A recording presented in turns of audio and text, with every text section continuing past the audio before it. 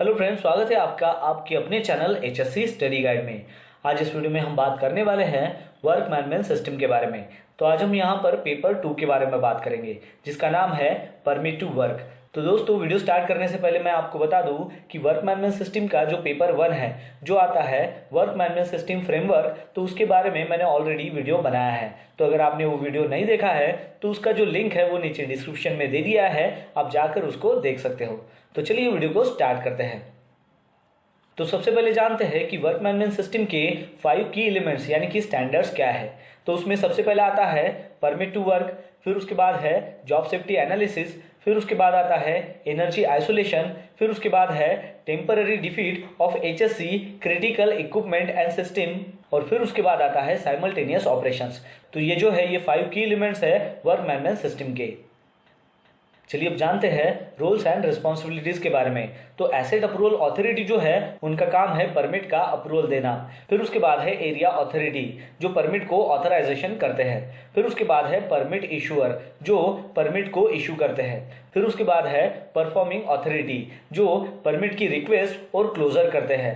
और फिर उसके बाद है जॉब परफॉर्मर जो परमिट को एक्सेप्ट करते हैं। तो चलिए बात करते हैं कि एसेट अप्रूवल अथॉरिटी की क्या रोल्स एंड रिस्पॉन्सिबिलिटीज है। तो एसेट अप्रूवल अथॉरिटी जो है वो एक कॉम्पिटेंट पर्सन है जो अप्रूव है इन राइटिंग में, वो भी बाय एसेट ओनर की तरफ से, जो सभी क्रिटिकल और हॉट वर्क परमिट के ऊपर साइन करेंगे। और वो साइन तभी करेंगे कि जब वो कंफर्म करेंगे कि जो भी कंट्रोल डिस्क्राइब किए गए हैं वो सारे के सारे एडुकेट है और उनकी जो रिस्क है वो रिड्यूस की गई है आलाप में। चलिए अब जानते हैं इनके रिस्पॉन्सिबिलिटीज के बारे में। तो एसेट अप्रूवल अथॉरिटी जो है उनको इंश्योर करना है कि जो भी वर्क स्कोप है वो क्लियरली और करेक्टली जो है वो डिफाइन किया गया है और करेक्ट वर्क कैटेगरीज जो है वो असाइन की गई है।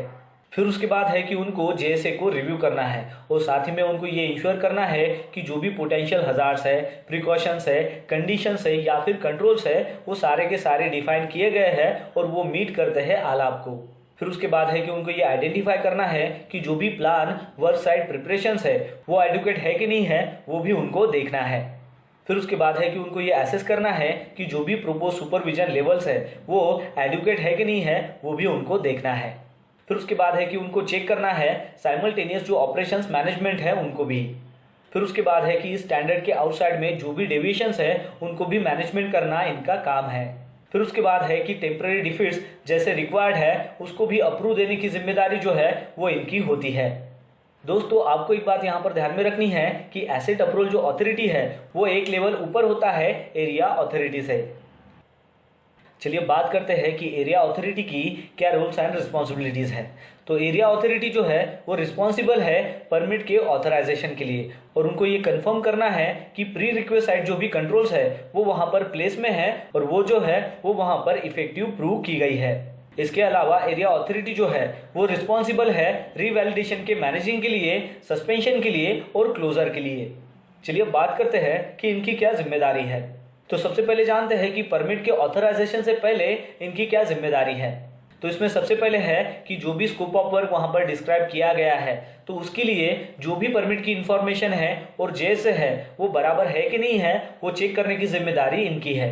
फिर उसके बाद है कि इनको ये इंश्योर करना है कि जो सभी रिक्वायर्ड डॉक्यूमेंटेशन है, सपोर्टिंग सर्टिफिकेट्स हो गए, अटैचमेंट्स हो गए एक्सेट्रा, तो वो वहां पर परमिट के साथ में अटैच किए हैं कि नहीं किए हैं और वो फुल्ली इंडोर्स है कि नहीं है वो इंश्योर करने की भी जिम्मेदारी इनकी है।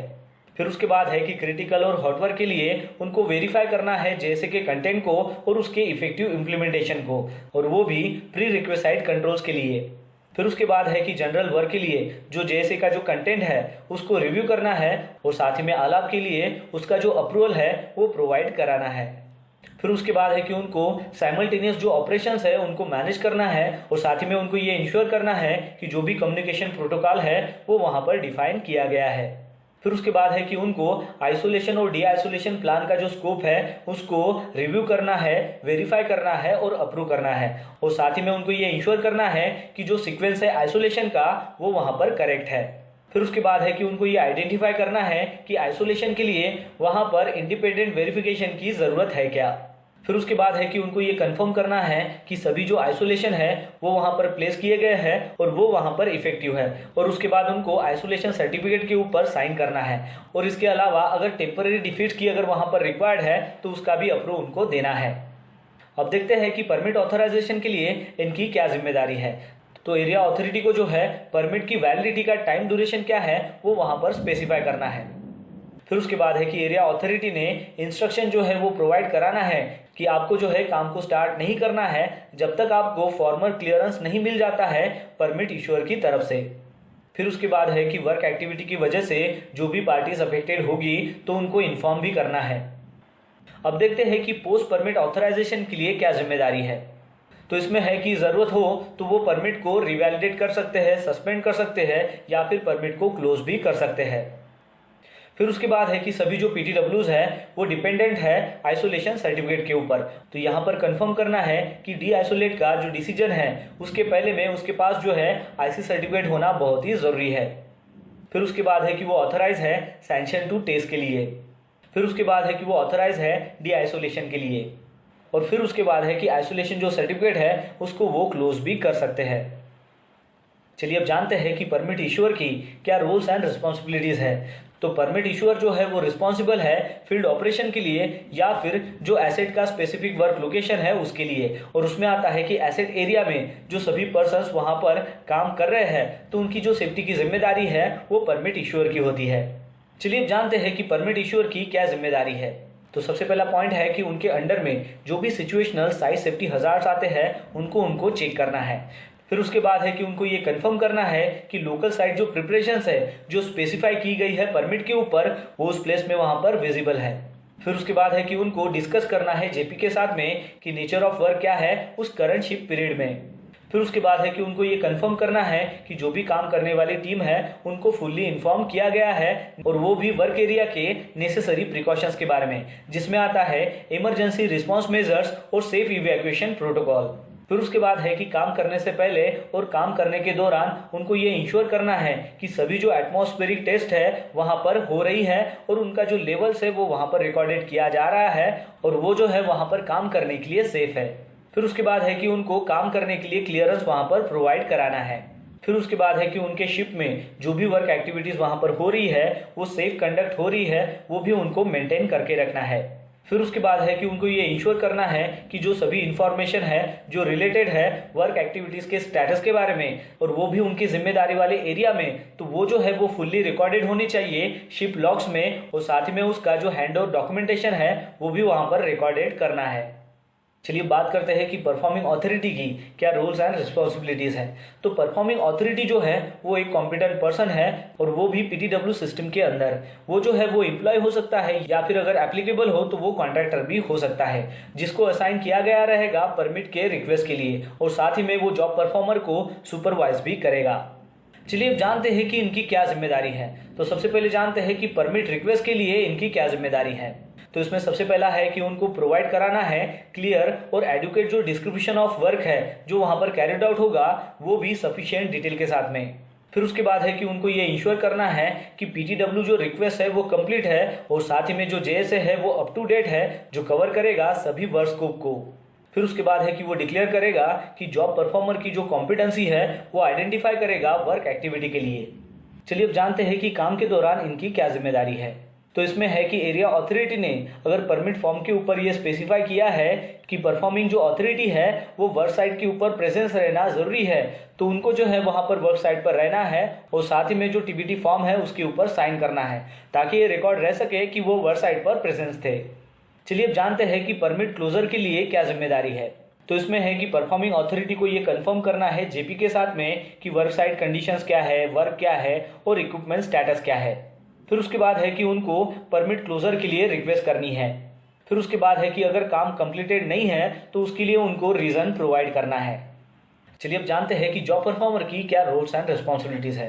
तो जॉब परफॉर्मर जो है वो रिस्पॉन्सिबल है परमिट के एक्सेप्टेंस के लिए। इसके अलावा जो सभी रिलेवेंट जो परमिट्स है जिसमें डिफाइन किया गया है कि वर्क साइट के क्या कंट्रोल्स है, इंक्लूडिंग कि सभी जो मेंबर्स है वर्क पार्टी के उनको भी इन्फॉर्म करना है, यानी कि जो भी वर्क एक्टिविटीज वहां पर हो रही है तो वो सेफली कंडक्ट हो रही है क्या, उनको भी सुपरवाइजिंग करने का जो काम है वो जॉब परफॉर्मर का होता है।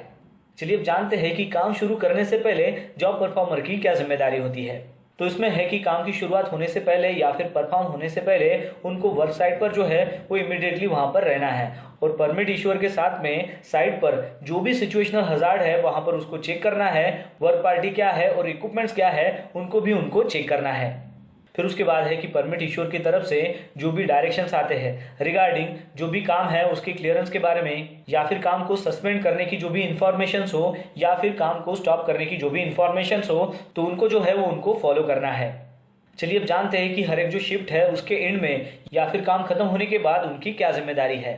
तो इसमें है कि जेपी को ये डिक्लेयर करना है कि सभी जो वर्क पार्टी मेंबर्स है वो साइट से क्लियर किए गए हैं और जो पर्सनल लॉक है उसको रिमूव किया गया है और जो वर्क एरिया है उसको क्लीन स्टेट में रखा गया है और साथ ही में जो भी इक्विपमेंट है उनको सेफ कंडीशन में रखा गया है। तो दोस्तों as per work management system के थ्रू एडनॉक में टोटल 3 टाइप के परमिट होते हैं। उसमें सबसे पहला आता है जनरल वर्क परमिट और ये जो परमिट है ये एप्लीकेबल होता है जनरल एक्टिविटीज के लिए जिसमें कोई सोर्स ऑफ इग्निशन ना हो या फिर कोई भी क्रिटिकल वर्क एक्टिविटी ना हो। Example scaffolding activity, work at height activity, concrete pouring activity etcetera. फिर उसके बाद का सेकंड वर्क परमिट आता है वो है हॉट वर्क परमिट और हॉट वर्क परमिट यानी कि जिसमें सोर्स ऑफ इग्निशन का इस्तेमाल होता हो। Example welding, cutting, grinding etcetera. फिर उसके बाद का थर्ड वर्क परमिट आता है वो है क्रिटिकल वर्क परमिट और ये जो वर्क परमिट है वो क्रिटिकल एक्टिविटीज के लिए आपको इश्यू किया जाता है। एग्जाम्पल के तौर पर अगर आपको किसी लोड को उठाने के लिए एक से ज़्यादा क्रेन का इस्तेमाल अगर करना हो तो उसके लिए क्रिटिकल वर्क परमिट आपको इशू किया जाता है। चलिए अब जानते हैं कि एडनॉक में कितने टाइप्स के सर्टिफिकेट्स होते हैं according to work management system के थ्रू।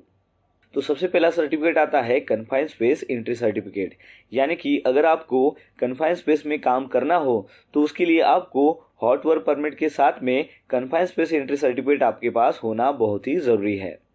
फिर उसके बाद का सर्टिफिकेट आता है एक्सकैवेशन सर्टिफिकेट, यानी कि अगर आपको कोई भी एक्सकैवेशन एक्टिविटी करनी हो तो उसके लिए आपके पास हॉट वर्क परमिट के साथ में एक्सकैवेशन सर्टिफिकेट भी होना बहुत ही ज़रूरी है।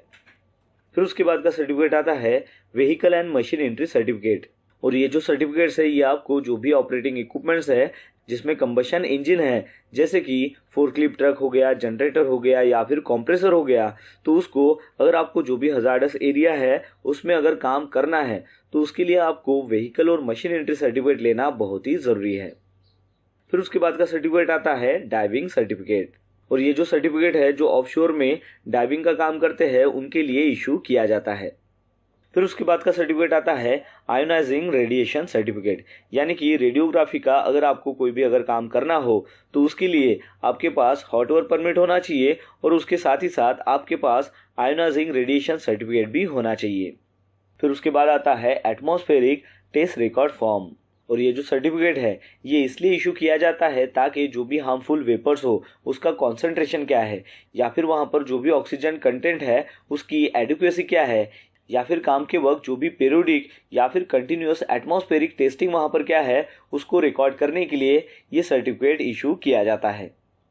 फिर उसके बाद का सर्टिफिकेट आता है ईस्टमेंट सर्टिफिकेट और ये जो सर्टिफिकेट है ये कोई भी सर्विसेज हो या फिर कोई भी यूटिलिटी एरिया हो उसके साथ में जो भी पाइपलाइंस आती है या फिर कम्युनिकेशंस मीडिया हो या फिर इलेक्ट्रिकल पावर लाइंस आती है तो उसमें कोई भी कंस्ट्रक्शन करना हो या फिर रिपेयर एक्टिविटीज़ अगर आपको करना हो तो उसके लिए ये जो सर्टिफिकेट है ये आपको इशू किया जाता है। फिर उसके बाद का सर्टिफिकेट आता है एनर्जी आइसोलेशन सर्टिफिकेट और ये जो सर्टिफिकेट है ये इसलिए इशू किया जाता है ताकि जो भी एनर्जी सोर्स हो या फिर इक्विपमेंट हो उसको आइसोलेट किया जा सके, यानी कि जो भी वर्क एक्टिविटी है वो परफॉर्म करने के लिए आपको एनर्जी सोर्स को अगर आइसोलेट करना हो तो उसके लिए ये सर्टिफिकेट को इशू किया जाता है। फिर उसके बाद का सर्टिफिकेट आता है टेम्पररी डिफीट सर्टिफिकेट और ये जो सर्टिफिकेट है ये उस वर्क एक्टिविटी के लिए इशू किया जाता है कि जिसमें जो भी सेफ्टी सिस्टम है उसको टेम्पररी बाईपासिंग किया जा सके। तो उसमें आता है कि सिस्टम को अगर ओवरराइड करना हो तो उसके लिए ये सर्टिफिकेट इशू किया जाता है या फिर जो भी इक्विपमेंट आइडेंटिफाई किए गए हो HSE सेफ्टी क्रिटिकल सिस्टम्स या फिर इक्विपमेंट के अनुसार तो उसमें अगर आपको कोई काम करना हो तभी ये सर्टिफिकेट आपको इशू किया जाता है। फिर उसके बाद का सर्टिफिकेट आता है रोड क्लोजर सर्टिफिकेट और ये जो सर्टिफिकेट है ये रिक्वायर होता है ताकि जो भी वर्क एक्टिविटीज़ है उसको आपको करने के लिए अगर रोड को क्लोज करना हो तो उसके लिए आपको ये रोड क्लोजर सर्टिफिकेट इशू किया जाता है। तो इस प्रकार एडनॉक में 10 टाइप के सर्टिफिकेट्स होते हैं और वो भी according to work management system के थ्रू। यानी कि जब भी आपको कोई एक्टिविटी करनी हो तो उसके लिए आपको परमिट इशू किया जाता है और साथ ही साथ उसके रिलेवेंट जो भी एक्टिविटी अगर आपको करनी हो, एग्जाम्पल के थ्रू अगर आपको कन्फाइंड स्पेस में अगर एक्टिविटी करनी हो तो उसका भी सर्टिफिकेट आपको इशू किया जाता है। यानी कि वर्क परमिट के साथ साथ आपके पास सर्टिफिकेट भी होना बहुत ही ज़रूरी है। तो दोस्तों आशा करता हूँ कि आपको इस वीडियो के माध्यम से पता चल गया होगा वर्क मैनेजमेंट सिस्टम में पूछे जाने वाले जो परमिट टू वर्क जो पेपर है उसके बारे में। तो बस आज के लिए इतना ही, मिलते हैं नेक्स्ट वीडियो में एक नए टॉपिक के साथ में। तब तक के लिए टेक केयर।